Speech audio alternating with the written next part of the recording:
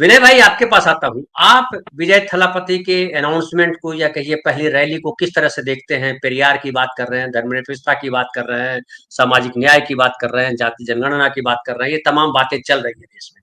हालांकि हमारे कुछ साथी कह रहे हैं कि एक तो कह रहे हैं कि पंकज वर्मा कह रहे हैं और वो सवाल उठा रहे हैं कि क्या विजय भी आरएसएस का प्लान किया हुआ है। दूसरे फुकरा बॉय कह रहे हैं कि विजय थलापति की तमिलनाडु की राजनीति में करने से बीजेपी अपने आप को मजबूत करने का मौका मिल गया, ये भी लगभग वही कह रहे हैं। और तीसरा बरसाती लाल जी कह रहे हैं कि धनंजय कुमार जी उन्हें पेरियार तो चाहिए पर उनका एंटी गॉड नहीं अपनाएंगे। विनय भाई आप किस तरह से देखते हैं विजय थलापति को, और जो हमारे दर्शक सवाल उठा रहे हैं उसके संदर्भ को भी रखते हुए चलिएगा जी। देखिए, बहुत सी चीजें जो है वो भविष्य में तय होती है। पहली बात तो ये कि विजय थलापति ने राजनीति में आने से पहले पूरी तैयारी की कि इसके पहले के लोगों ने क्या किया है। देखिए, वो पॉलिटिकल पार्टी लॉन्च करने से पहले उन्होंने अपने फैन वाला जो क्लब था उसको मजबूत किया और उसके बाद उन्होंने पार्टी लॉन्च की। दूसरी बात, उनके देखिए झंडा देखिए और सिंबोलिज्म देखिए। और विजय थलापति से ज्यादा तैयारी उनके पिताजी ने कर रखी है, जो नैरेटिव्स वो बताएंगे लोगों को। देखिए, तमिलनाडु की आमतौर पे लोग मानते हैं कि तमिलनाडु की पॉलिटिक्स में जो है उतना कास्ट नहीं है जितना नॉर्थ की पॉलिटिक्स में। पर मेरा मानना है कि तमिलनाडु की पॉलिटिक्स में जो कास्ट जो है वो नॉर्थ से थोड़ा भी कम रोल प्ले नहीं करता। ठीक है। और एक बात ये कि देखिए, जो उनके पिताजी हैं एस चंद्रशेखर, तो नामी प्रोड्यूसर है वो, और रामनाथपुरम रामेश्वरम डिस्ट्रिक्ट से आते हैं। तंगची मंडपम गांव है उनका, जो जो जस्मिन फ्लावर्स है उसकी नर्सरी के लिए जानी जाती है। अपने कलाम साहब भी वहां से आते हैं। तो उन्होंने स्कूल के दौरान ही विजय थलापति के कास्ट की जगह तमिल लिखवाया, religion and caste both Tamil, और इसके लिए उन्होंने स्कूल से लड़ाई की थी बाकायदा, और उसके बाद वो एक्सेप्ट किया। जो सिंबोलिज्म थलापति ने यूज किया है, जो फ्लावर है उसको वागई फ्लावर्स बोलते हैं, जो संगम लिटरेचर में जो वहां जो राजा होते थे वो विक्ट्री के बाद उसको उसकी माला पहनते थे। एक और मिथोलॉजिकल टेल उसके साथ जुड़ा हुआ है कि जो गॉडेस दुर्गा ने जो है महिषासुर से लड़ने से पहले लॉर्ड शिव की पूजा करने के लिए उस पेड़ के नीचे पूजा की थी। मैं ये चीजें इसलिए मेंशन कर रहा हूं, जो हमारे सिद्धार्थ भाई ने कहा कि उन्होंने जो भाषण दिया वो कमाल का था। आप इससे पहले देखेंगे जितने बड़े जो एक्टर्स राजनीति में कूदे हैं उनके सबके भाषण बड़े कमाल के। अगर आपको इलाहाबाद में अमिताभ बच्चन का भाषण अगर याद होगा तो कमाल का भाषण था, उन्होंने बहुगुणा जी को हरा दिया। बाकी उनके जो आइडियोलॉजिकल जो स्ट्रैंड्स हैं, सेकुलरिज्म है, सोशल जस्टिस है और इगैलिटेरिज्म है, ये तमिलनाडु की पॉलिटिक्स में उनको चाहिए। प्लेस ऑफ, जो हम लोग बोलते हैं ना राजनीति में, टाइमिंग बड़ी इंपॉर्टेंट होती है और प्लेस बड़ा इंपॉर्टेंट होता है। तो टाइमिंग देखिए, उन्होंने 26 से पहले उनकी टाइमिंग है, और ये टाइमिंग वो टाइमिंग है जब बीजेपी जो है वो सेंध लगाने की कोशिश कर रही कि कहीं से अगर कोई मेरे पक्ष में नहीं आता है तो जो विरोधी पक्ष का कुछ तो टूटे, कुछ तो चॉइस मिले, क्योंकि वो इन रोड कायम नहीं कर पा रहे हैं। ठीक है। उन्होंने पावर शेयरिंग की बात की, तो पावर शेयरिंग में जो है अभी कोई भी घोषणा नहीं करेगा कि वो किसके साथ जा रहे हैं। एक और मैं बात बता दूं कि विलुपुरम डिस्ट्रिक्ट के विक्रवंडी में जो ये हुआ है, विक्रवंडी में अभी हाल ही में बाई इलेक्शन भी हुआ है जिसमें डीएमके बहुत अच्छी तरह से जीती है, बावजूद इसके कि वहां एडीएमके की स्थिति बहुत कमजोर थी। और विलुपुरम जो है वो देश के सबसे गरीब जिलों में आता है। और इसका पुराना अगर आप देखेंगे तो शायद ये जिला जो रहा होगा वो ट्राइबल डिस्ट्रिक्ट रहा होगा, क्योंकि विल्लू का अर्थ जो होता है धनुष होता है। विलुपुरम ऐसे लोगों का जो धनुर्धारियों का नगर है। तमिलनाडु की पॉलिटिक्स में जो सिंबोलिज्म है और जो फैन फॉलोइंग्स है उसका रोल है। पर हम सब लोग जानते हैं कि राजनीति में जो है सिर्फ भीड़ मायने नहीं रखती, मायने ये बात रखती है कि उसको आप कन्वर्ट कितना करते हैं।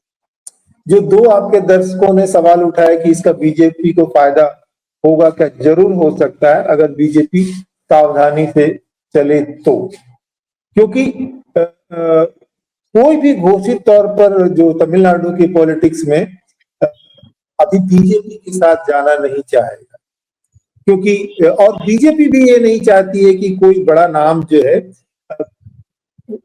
खुले तौर पे उसके साथ आए, क्योंकि यही वजह है कि वो क्या नाम है इनका?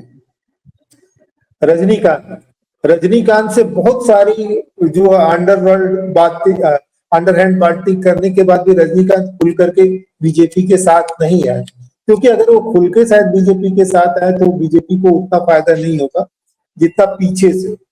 बाकी जो देख रहे हैं कि जितने भी चाहे कमल हसन है, चाहे इसके पहले विजयकांत डीएमडीके के डीएमडीके का अभी भी जो कास्ट बेस है और उनके फॉलोइंग अभी कमजोर नहीं हुआ है, अभी वो है कितना कन्वर्ट कर पाता है क्योंकि आप देखेंगे कि जो अभी इलेक्शन में राधिका कुमार को उन्होंने पीछे धकेल दिया था, जबकि अजीत की पत्नी है वो, और कास्ट इक्वेशन से लग रहा था कि वही नंबर 2 रहेंगे, पर उनको नंबर 3 में धकेल दिया गया।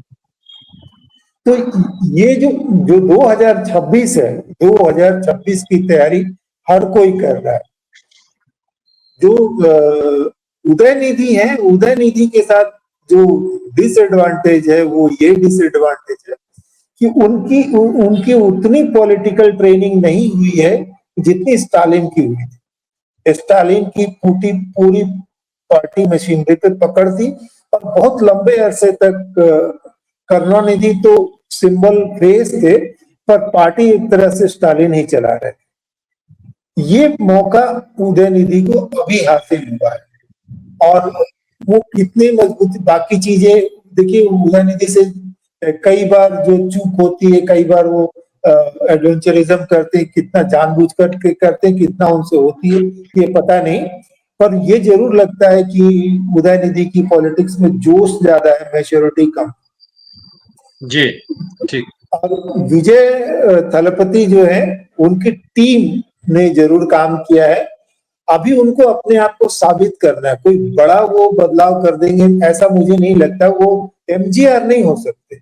एमजीआर का दौर और दौर था और विजय थलपति का दौर, और ये निश्चित तौर से है कि वो तमिलनाडु में की फिल्म इंडस्ट्री के मिथुन चक्रवर्ती, अच्छा, जिसको हाँ, तो उनके फैन फॉलोइंग्स जबरदस्त है, कितना कन्वर्ट कर पाते हैं वो एक देखने की बात। तो वक्त बताएगा। बिल्कुल, मैं आता हूँ विनय भाई वापस आपके पास। मैं वापस वही सवाल करता हूँ कि क्या वो स्पेस है डीएमके एआईएडीएमके, करुणानिधि जयललिता दोनों में एकदम पैरेलल चलता था, एक ये, लेकिन जयललिता के जाने के बाद वो स्पेस लगता है जैसे खाली हुआ है।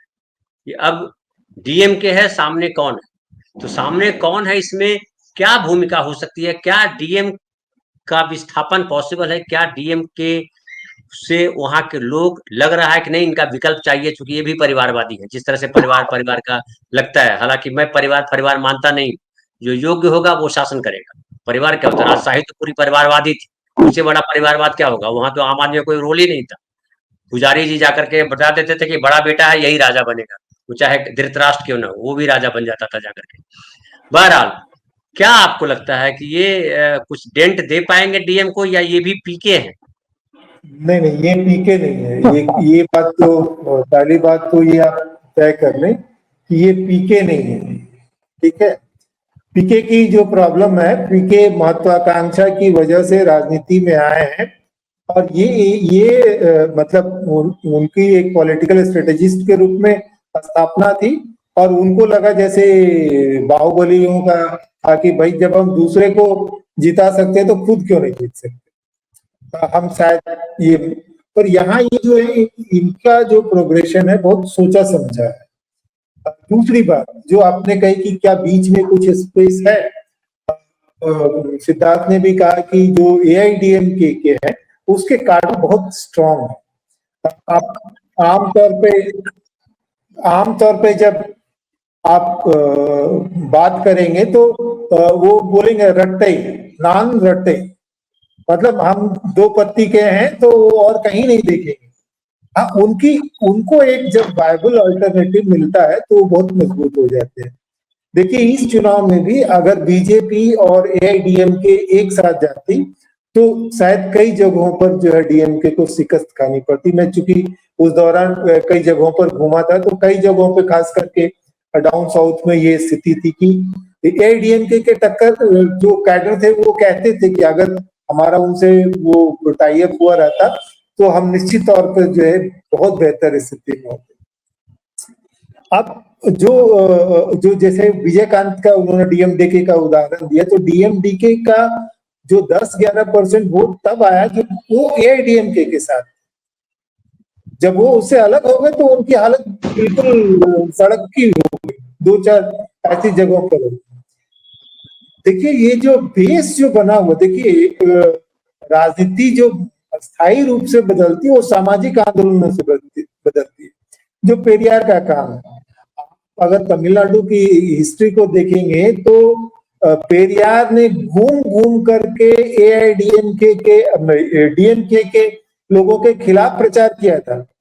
उनका मानना था कि कामराज बहुत अच्छा सोशल ट्रांसफॉर्मेशन कर रहे हैं और कई चीजें जो इंडिया में हुई, चाहे मिड डे मील स्कीम की बात हो, चाहे तमाम चीजों को, उसका श्रेय कामराज को जाता है।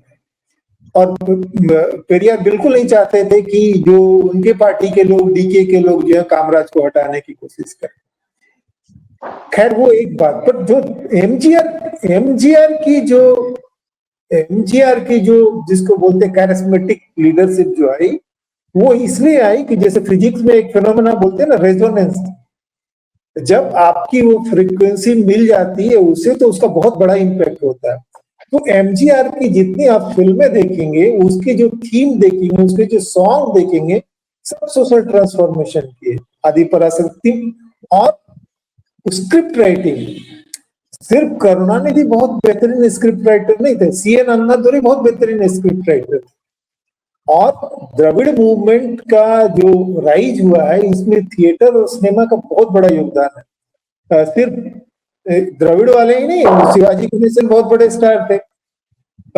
जो आपको कमला हसन की भी पॉलिटिकल आइडियोलॉजी काफी स्ट्रांग है, हालांकि कास्ट फैक्टर उनको इम्पैक्ट करता है तो उनका इम्पैक्ट कम कर देता है। लेकिन ये जो बीजेपी क्या स्ट्रेटेजी अपनाती है, क्या वो अपना डोमिनेंस रखना चाहती है या बैक सीट में रख के एक ऐसा कोलिशन बनाना चाहती है, इस पर काफी कुछ निर्भर करेगा। क्योंकि बीजेपी का जो राइज यहाँ तक हुआ है, जो अन्नामलाई स्ट्रेटेजी है, अन्नामलाई स्ट्रेटेजी ने बीजेपी को एक जगह तक लाके खड़ा किया है। अब यहाँ से वो उसी स्ट्रेटेजी पे जाएंगे या वो अपने आप को कैच 22 सिचुएशन में पाते हैं और वो पीएम के और टीवी के जैसे लोगों से अनक्लेम्ड कोalition बनाएंगे। तो इस पे काफी कुछ निर्भर करेगा। और जहां तक उनकी बात, जो उदयनिधि की बात उन्होंने कही, देखिए राजनीति में आप 25 घंटे काम करते हैं इससे फर्क नहीं पड़ता। फर्क इससे पड़ता है कि आप उसके पल्स को पकड़ पाते हैं कि आपके साथ आइडेंटिफाई कितना करता है। ये जो विजय की जो पूंजी जो है ना, वो उनका चेहरा है। वो जैसे अरविंद केजरीवाल की पूंजी उसका चेहरा है कि वो आम आदमी, कॉमन मैन, मफलर मैन, वो जो है विजय का जो चेहरा है बाकी तमिल एक्टरों को मुकाबले उसकी पूंजी है, बहुत आम आदमी लगता है। और उसकी फिल्में भी जो है उसी तरह से है। पर उसकी टीम, चाहे फिनेंशियली हो चाहे उसके बैकअप करने वाली टीम, वो अच्छा काम कर रही है। कितना कन्वर्ट कर पाएगी ये पता नहीं, पर ये जो है फायदा बीजेपी को जरूर होगा, क्योंकि वो एक स्पेस जो है, जो एनटी के जो डीएमके से नाराज वोटरों को लेती थी, वो बहुत थोड़ी मात्रा में लेती थी। उसकी तुलना में विजय ज्यादा मात्रा में जो है डीएमके का जो एंटी वोट है वो ले पाए, और वो वोट बाद में अगर बीजेपी के साथ जाती तो उसका फायदा हो। बीजेपी के लिए तमिलनाडु एक क्रिटिकल स्टेट है, उसकी आइडियोलॉजी के हिसाब से भी, इकोनॉमी के भी हिसाब से। और एक चीज आपको ये बता दूं कि तमिलनाडु में बहुत बड़ी संख्या में माइग्रेंट लेबर है। अगर बहुत बड़ी संख्या में, लोगों को अंदाज नहीं है, अगर विजय तलपति हिंदी बोल पाए तो आज उनको जितना वोट मिलता है उसका 3 गुना वोट मिलेगा। आप तिरुपुर चले जाइए, आप चेन्नई चले जाइए, और किसी भी इंडस्ट्रियल टाउन में चले जाइए, छोटे टाउन में चले जाइए, आपको डेयरी इंडस्ट्री से लेके टेक्सटाइल, होटल, 10 वर्कर में से 5 वर्कर तो कम से कम बिहार के। तो ये जो नई जमीन है ना, इसकी राजनीति का ना तो तमिल पॉलिटिशियन को अंदाजा है, ना बिहार के पॉलिटिशियन को अंदाजा है। वो नो मैन्स लैंड में है, उनका प्रॉब्लम कोई एड्रेस नहीं करता है। ठीक है, ठीक है, बहुत बहुत बढ़िया आपने बात कही। मैं सनी साहब आपके पास आता हूँ छोटा सा एक कमेंट लेने के लिए, फिर संदीप भाई के पास लास्ट कंक्लूडिंग कमेंट लूंगा उनसे।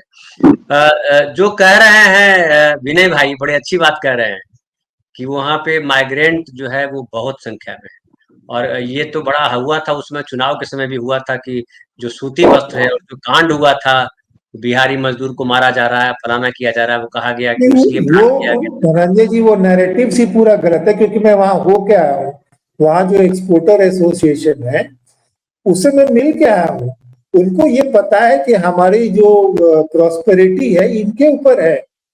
आपको ये आश्चर्य लगेगा कि वो बहुत कोशिश कर रहे हैं कि हिंदी बोल पाए, हिंदी में उनको कम्युनिकेट कर पाए। वहां पे आपको बिहारी डिशेज मिल जाएंगे, बिल्कुल, साइन बोर्ड हिंदी में मिल जाएंगे आपको तमिलनाडु के दूसरे डिस्ट्रिक्ट के तुलना में।